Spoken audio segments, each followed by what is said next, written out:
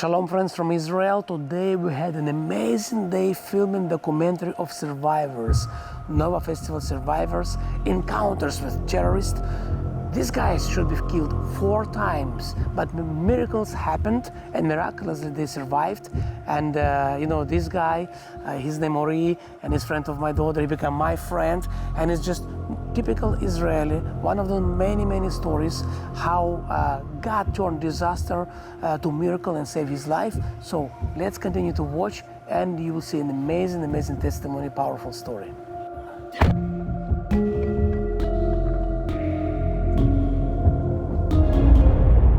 Okay, so we're going to Festival Nova site, and let's speak about Nova. What is Festival Nova in general, and what is Festival Nova for you?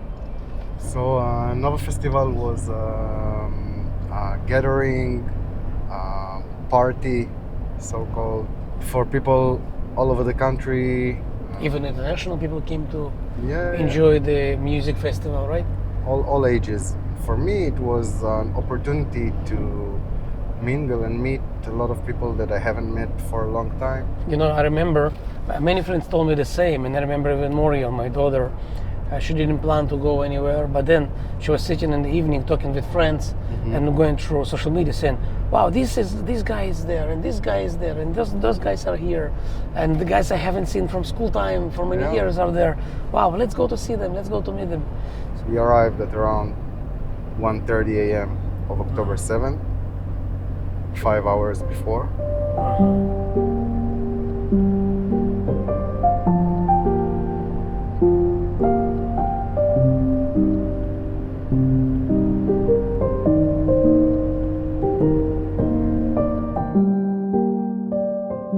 Okay, so you have arrived. So what did you see here? We just arrived. It was a nighttime. You could see a lot of colorful people dressed like they come to the party. A lot of lights, lasers, like a festival, you can imagine. So like you expect when you come to a festival, everybody was smiling, super happy, vibing, cheering, happy. It was a holiday, good music, and again, like you expect when you come to a festival.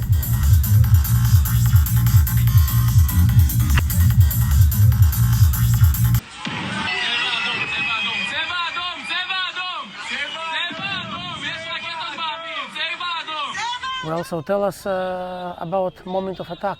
So around 6:30 a.m. We could see the rockets on the sky. Thousands of rockets started to being shot all over the sky. After a couple of minutes, they shut down the music, told everybody to get down. Another couple of minutes, and they told us to get out of the festival area, just to go in the car and drive back home.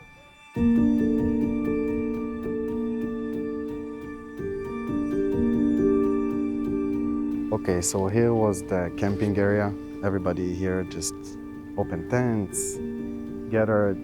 So it's like hundreds of tents, right? So Hundreds of tents. Few thousand people, like 3,000 people were at the festival, Yes, more or less.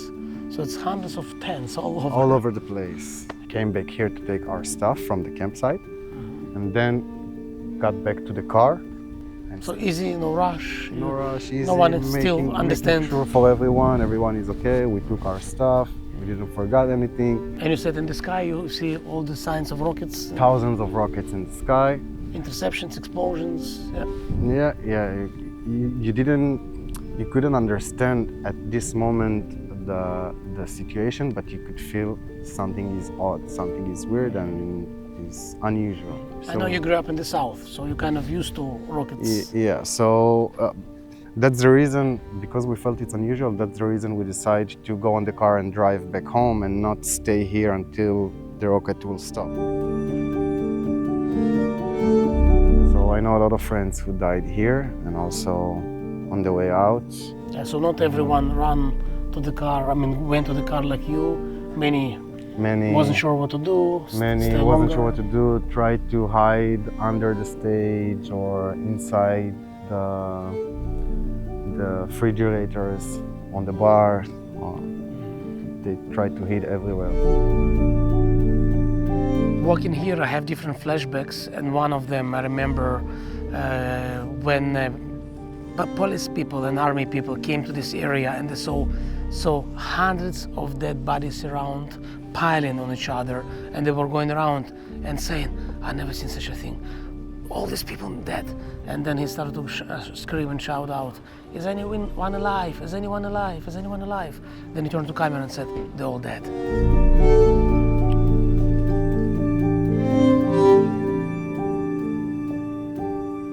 Moriel, tell us please, who is this? This is Isabella. Isabella was a very good friend of mine. We grew up together in Ashdod. Remember? Yeah.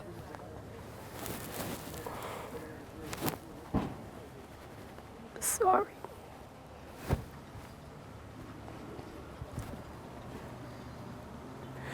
So Isabella went to the Nova Festival with her fiancé Nadav, and actually they didn't even made it to the music, to the festival, because when they arrived here, so she only got a drink from the bar, and then all the bombs started. So she and Nadav went to the car and were driving back to Ashdod, but they stopped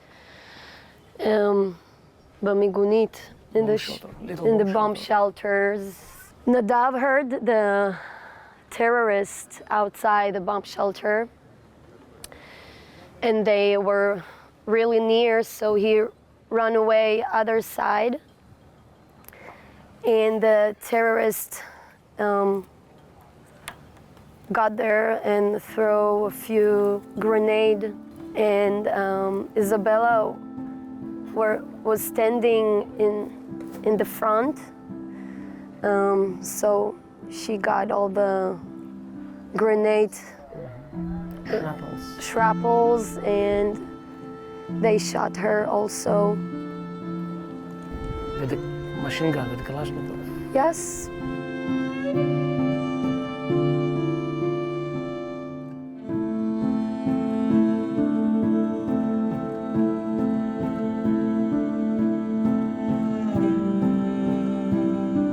Isabella was beautiful inside and outside, like all of them. She really loved to live the life. When Guy was little, Guy was in love with Isabella. And I remember one day I asked him, "Guy, why are you in love with Isabella?" And he said, "She just looked like an angel." And she did, really. We had one friend that used to call her Angel. Well, Isabella was missing for 3 days, something like that, maybe more. We were calling all the hospitals, everything that we could do just to understand something, a little piece. Where is Isabella? What's happened with her? And after a few days, we figured out that she's dead. How did you find that she was killed? On TikTok. Yes, on Telegram. And we saw Isabella in the front of the bomb shelter. So that's how we figured out that she's dead. I remember I was home when you found it out in your house, in your room, and I heard you screaming, like, "No, no."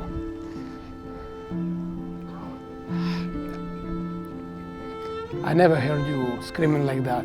It was a very hard cry. Sometimes it feels like part of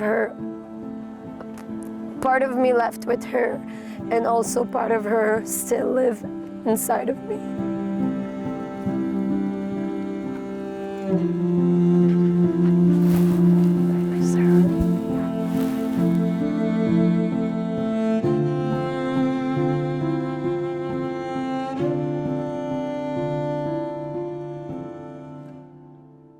A few times before October 7, I have seen very scary dreams, and scary because they come with the fear and anxiety in the night.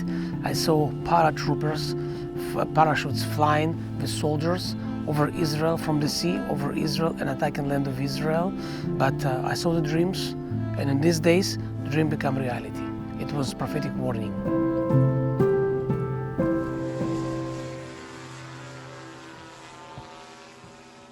So Ori, let's drive and go the way you escape the festival, and you will tell your story, the story of your escape and all the miracles that happened to you on the way.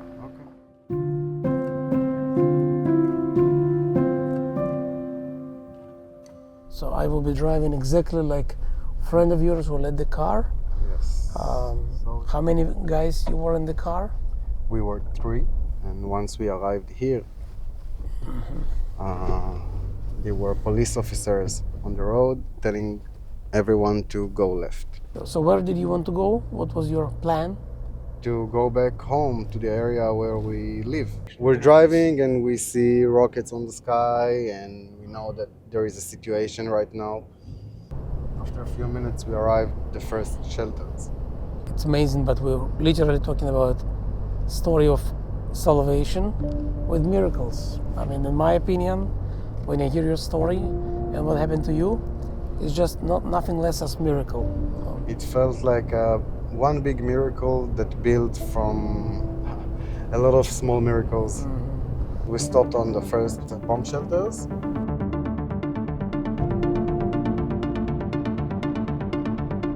So we arrived here. There were a lot of people here. The bomb shelter was full of people, around 30-40 people. We had no chance to get in, so we decided to keep driving. Okay. So and you continue to run away. Yep.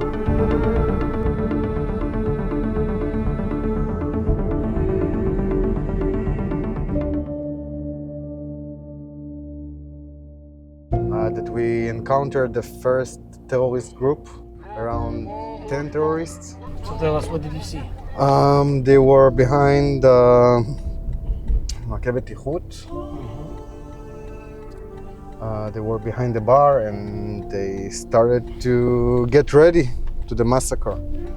So they put the base for the machine gun. Was your first car they shoot, or other cars were before you?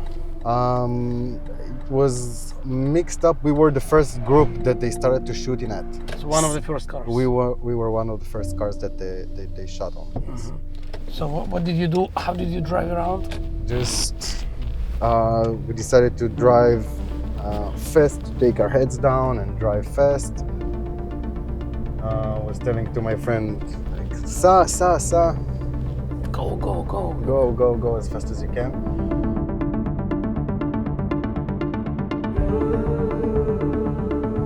We were trying to understand what's going on, but at the same time, we were trying to call the police to let them know that there is a terrorist group over here, but no one answers. So my friend tried to call the police, and I called the friends that were behind, that were still in the festival area, to tell them that there are terrorists over here, and they need to go from another way, not from the main road. So when you saw the moment when you recognized this is terrorists, they're shooting you, what did you thought? What was your thinking, feeling? Mainly fear. Mainly fear. I understood that something is very bad is going on. Here was the second terrorist group. Right here. Right here. Yes. You could have died there, so you just get through, you've been saved, and now second group. You come to the second group. And they were already ready with the guns and everything. And where the terrorists were standing? Here. Right here. Yes. Actually turned into terrorists. Into terrorists from 0 meters. Did they kill already someone here or not yet? Beside of you guys? Yeah, you could see dead bodies next to their cars. You could see a lot of crushing, people crushing each other, cars flipping around. There was a big chaos on the road. So you saw literally people lying dead on the side of the cars. You could see people laying on the road, dead bodies. You could see people that died at the same time that I was looking at them, because they died and the car just, Kept slowly. kept driving. slowly until it's just stopped on the bar. You could feel the death really near me, but at the same time I could feel that I'm gonna get home today, that I'm not gonna die today, and it felt like I'm on a mission and I had to get back home no matter what, and there is no other way. There is no chance that I'm gonna stay here now. So it's amazing, but by the Bible, what you felt, it's called spirit of death. So you literally felt the spirit of death over you, next to you, right? Like you said in Hebrew, breathing into your neck. But you also knew inside of you that you're going to survive. I felt that I'm gonna get out of this. Amazing. That it's not my time. You're driving, you're escaping. First miracle, you survive the first terrorist attack face to face. Second miracle, you survive face to face attack of terrorists. Not even talking about rockets. Rockets still flying all this time. Rain right? of rockets. Rain of rockets flying over you, exploding. So you could be killed any moment, either from terrorists or from rockets. I know it will maybe sound a little crazy, even though the whole story is crazy, but you could, when we looked at them, you could see smiles on their faces. You could feel and see that they are happy with what they're doing. You could feel the proud.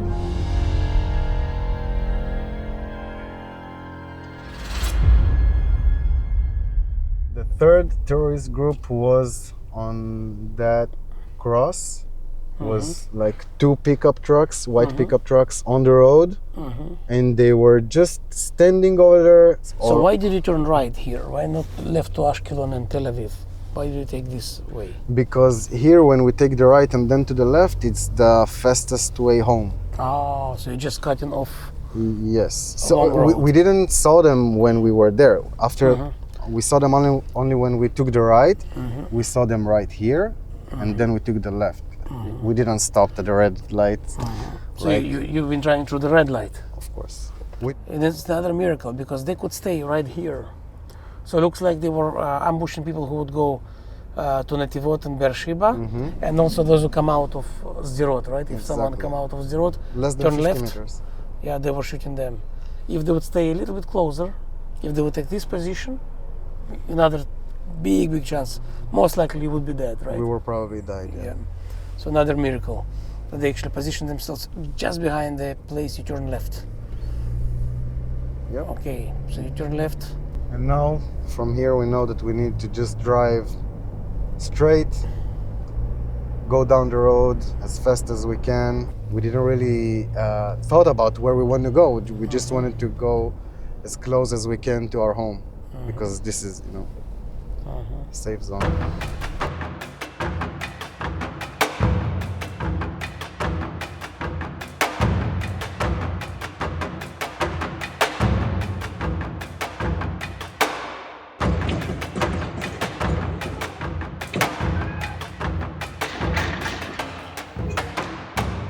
So this is the crossroad. We came here, and at this moment we saw a pickup truck with 10 terrorists on it, coming from here, from the right here. side, and turning in way. front of us. Yes, this way to north. So you come in here, and you see how terrorists taking right, They take in the right, and they stopped. and they stopped because they saw us. So if you will continue to drive, you will get into them, Into right them, into yes. them. If you will pass here just 5 seconds faster, they would come right at you and kill you. Car accident probably or something. Even car accident, or they will shoot you and kill you. Yeah, So only way to survive here was sharp left. sharp left. At this moment when we took the left, they started to shoot on us, on the car. They was chasing you, pursuing you, and shooting at you from the Yes, pickup truck. indeed, they started to chase on us. So bullets went through the car, through the door car, into the chair that I'm sitting on. Now I'm gonna show you where I saw the tourist group. I think they were here. Yes, I see memorial, yes.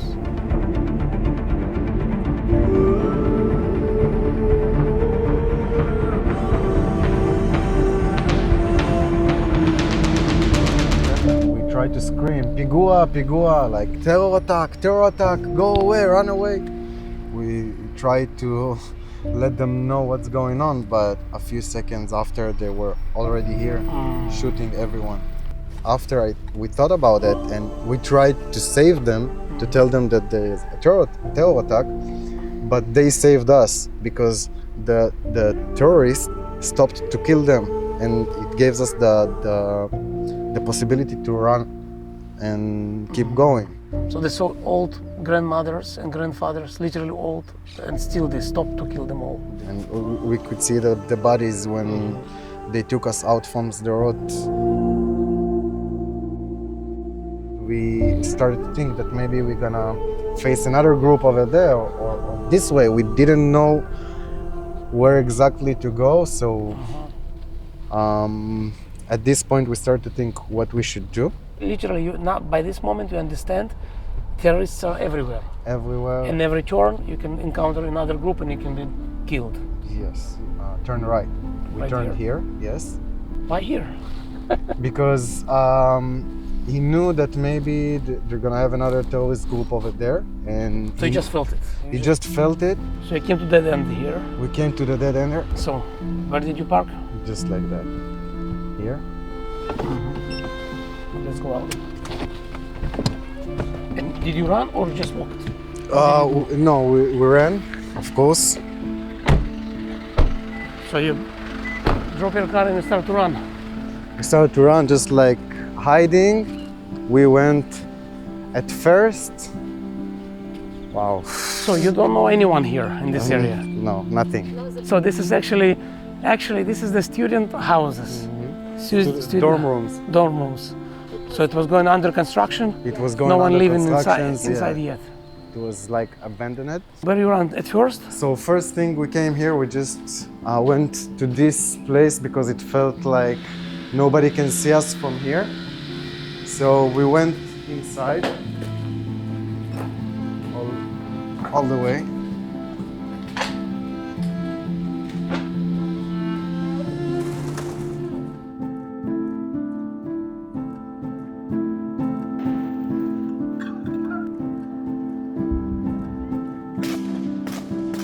Then we could hear them getting closer. Shootings? The shootings getting closer, and we could hear the terrorists. We decided that we need to move, and one of the friends started to run over there. And I told them, wait! I see a window. The window is little open, and I jumped over here. So we broke the window. Went inside. There was nobody here. The place was Under construction. packed with a lot of cartons, like people are moving away from here, something like that. And we came over here. This is the mamad. It's actually a bomb shelter, small bomb shelter This is a attached to apartment, right? Yes. Now the main door of the bomb shelter is not closing until the end. Like it stayed open the entire time because we couldn't close it for some reason. Here there was a bed, and we just stayed here for 10 hours. So we didn't have much to drink. So that's what you got. That's what we got. Take this bottle. And we didn't even drink that. So it was like we took a little sip and that's it. We were like 10 hours with nothing. So you just keep this water just in case you will need more of it? Yeah. Wow, this is the same bottle. A year later, over a year later, same bottle. They've been drinking a little bit and keeping as additional, water. Yeah. Wow, and it's still here. It still stays here in the corner. Yeah, amazing. We went outside to try and look. So we took off the shoes so you can hear the steps and the sound here. So you've been afraid that they could hear you, see you, So their clothes. We took off the shoes and we started walking, like hiding around, trying to look if we see anything up here. on the road or over there.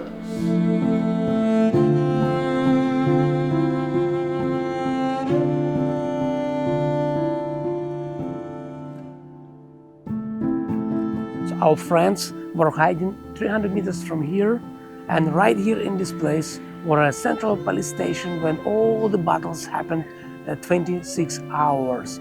Eventually, it was so much damage that Israel decided to just flood this area and make a memorial of all the heroes who fell in battle protecting land of Israel.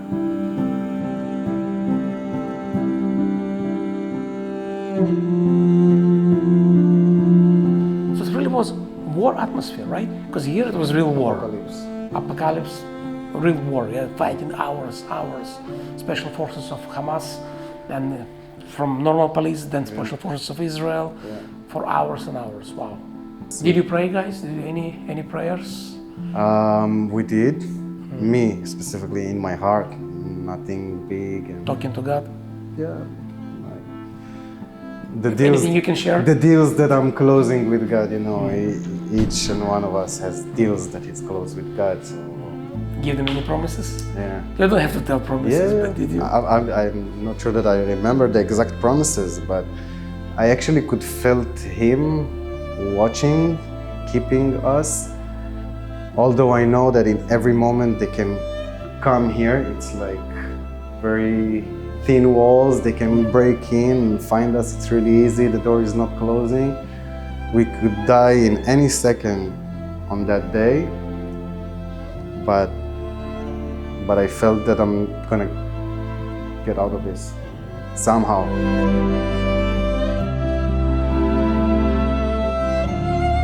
So tell us the moment when you decided to go and why, and tell us. Okay, so it wasn't my decision actually. By the time we are here, we're trying to call anyone that can help us, Knesset members, family members. And You even called to government. we even called, we tried. My friend's parents tried everything and they got to really important people. And one of their friends is living here in Sderot, and he offered himself to come and pick us up. Wow. So he just came. What a brave guy, risking his I life. think he wasn't realizing the reality, because once he came to pick us up, we ran from here to his car. And at this time, I could see that he's understanding what's going on. And he's like, wow, I wasn't ready for this. And So he coming to save you, to rescue. He didn't know. he didn't know what he's picture. saving us from. So yeah, I saw a lot of dead bodies on the way out. You could see that the body is already turning blue. A lot of burned cars and smoke everywhere and cars everywhere. It felt like a real apocalypse, yeah. End of the world. I felt like tomorrow I'm gonna wake up to a Palestinian government or something like So you that. feel like, you really felt like city fell in the hands of Palestinian terrorists, right? Yeah. It reminds us the atrocity of enemy and hatred and desire to die but kill others. But also, I know in these days many people become heroes, like this guy who saved you, even not knowing what he did, and many others actually gave their life for others, to rescue others, and many miracles happened. I know I have heard many stories, many miracles, and you're one of the stories of thousands, if not millions, of miracles that happen in this day. Yeah. You know, I like the way you said, I felt spirit of death over me all this time, all this day, and at the same time you knew inside that you're not going to die today. It's not your time, right? Something felt this way, yeah. Yeah. I also like what you share about talking to God, making deals with God. Making deals with God. That's the situation where that's the only thing you can Only hope. turn into. Yeah, only hope. This is It's only interesting when you have no people to rely on, because in this day, police couldn't come, army couldn't come, no one could No save, one. no government, but people turning to God. And God did help to many. He did. Yeah. Many miracles along with many tragedies. Well, praise God, you're still alive. Yeah.